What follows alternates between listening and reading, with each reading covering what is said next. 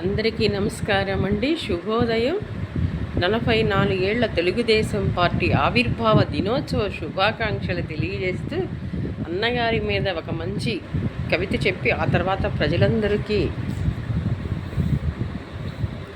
తెలుగు జాతికి తెలుగు తేజమై వెలుగొందినావు, తెలుగు జాతి హృదయాలలో పదిలంగా నిలిచినావు, ఘనమైన కళాకారుడు మీరై ఘనముగా తెలుగు జాతి కీర్తిని నిలిపారు. పేదల అభ్యున్నతకై సమాజమే దేవాలయమని, ప్రజలే దేవుళ్ళని పార్టీని స్థాపించి ఎందరో పేద బడుగు బలహీన వర్గాల ఆశాజ్యోతి అయి నిలిచారు. ఎందరికో స్ఫూర్తి మీరు, నూటికో కోటికో పుడతారు మీలా. వెలుగు జాతి ఉన్నంతకాలం మీ కీర్తిని మరచిపోదు.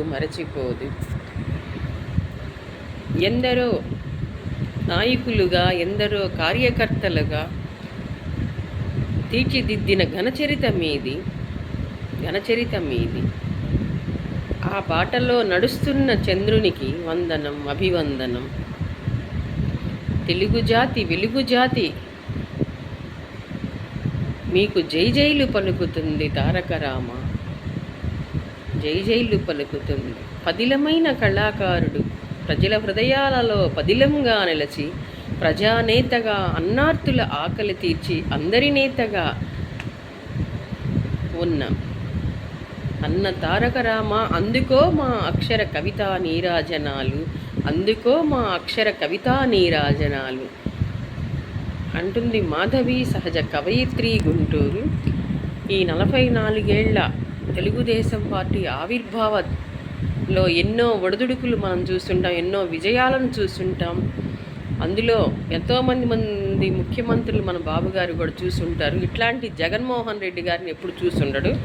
వాళ్ళ నాన్నగారు టైంలో చేశారు, కొంతమంది ఇంకా ముఖ్యమంత్రులతో కలిసి పనిచేశాడు. ఇంత అవమానమైన భాష, ఇంత హేళనమైన భాష, ఇంత దరిద్రమైన భాష ఎప్పుడు చరిత్రలో తెలుగు జాతి వినుండరు నాకు తెలిసి. అందుకని ప్రతి తెలుగువాడు కూడా కంకణం కట్టుకొని మన రాష్ట్ర అభివృద్ధికి పాటుపడాలని,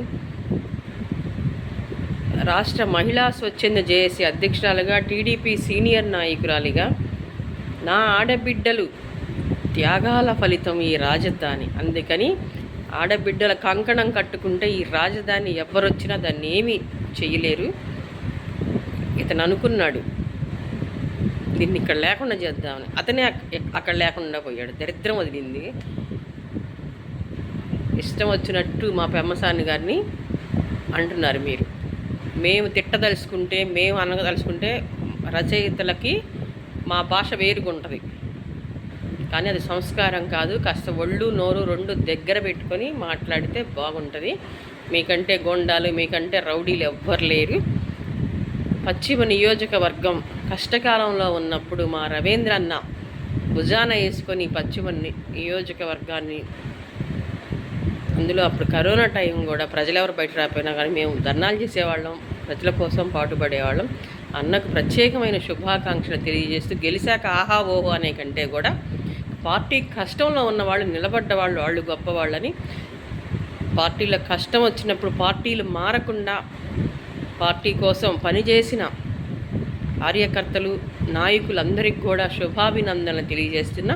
అలానే మా మధుకు కూడా ప్రత్యేకమైన శుభాకాంక్షలు తెలియజేస్తూ మహిళా అభ్యుదయానికి పాటుపడమనమని, మహిళలకు శ్రీకారం చుట్టమనమని, ఆస్తిలో సగభాగం కల్పించిన అన్నగారి పార్టీ వారసురాలుగా ఇంకా ఎదగమని తెలియజేస్తూ అందరికీ, ప్రతి తెలుగుదేశం కుటుంబ సభ్యులకు, ప్రజానేతలకు, జననేతలందరికీ జనకవయిత్రిగా శుభాకాంక్షలు తెలియజేస్తూ, ఆ మహానుభావుడు పెట్టిన పార్టీలో ఒక కవయిత్రిగా ఎందరో దేశ నాయకుల మీద, రాష్ట్ర సీఎంల మీద రాసిన చరిత్ర ఇది అన్నగారికే అంకితమని తెలియజేస్తూ మీ అందరికీ నమస్కారం.